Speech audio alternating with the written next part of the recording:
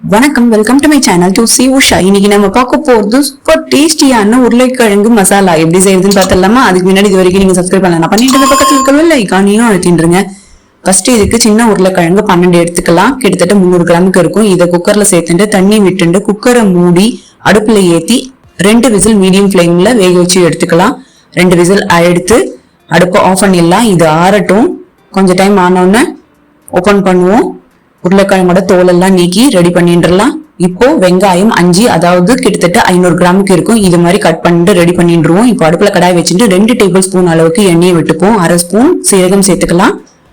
4 பல்லு பூண்டு இது மாதிரி கிரஷ் பண்ணிட்டு சேர்த்துப்போம். வெங்காயத்தையும் சேர்த்துடலாம். மஞ்சள் பொடி 1/4 ஸ்பூன், உப்பு 1 spoon, Kashmiri chilli powder 2 spoon அளவுக்கு சேர்த்துண்டு எல்லாத்தையும் நல்லா கலந்து விட்டுடலாம். இத மீடியம் ஃபிளேம்ல 5 நிமிஷம் அப்படியே வதங்க விடுவோம். 5 நிமிஷம் ஆயிட்டு இருக்கு, நல்லா வதங்கிட்டு இருக்கு. இது போதும். இப்போ உருளைக்கிழங்க சேர்த்துருவோம். எல்லாத்தையும் நல்லா கலந்து விட்டுருவோம். இதையும் 5 நிமிஷம் அப்படியே மீடியம் ஃபிளேம்ல வதங்க விடுவோம். 5 நிமிஷம் ஆயிட்டு இருக்கு, நல்ல வாசனையும் வந்துட்டு. இது போதும்.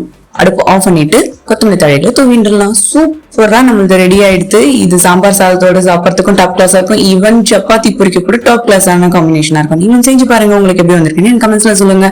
இந்த சேனல் டு சி உஷாக்கு லைக் பண்ணுங்க, ஷேர் பண்ணுங்க, சப்ஸ்கிரைப் பண்ணுங்க. தேங்க்யூ.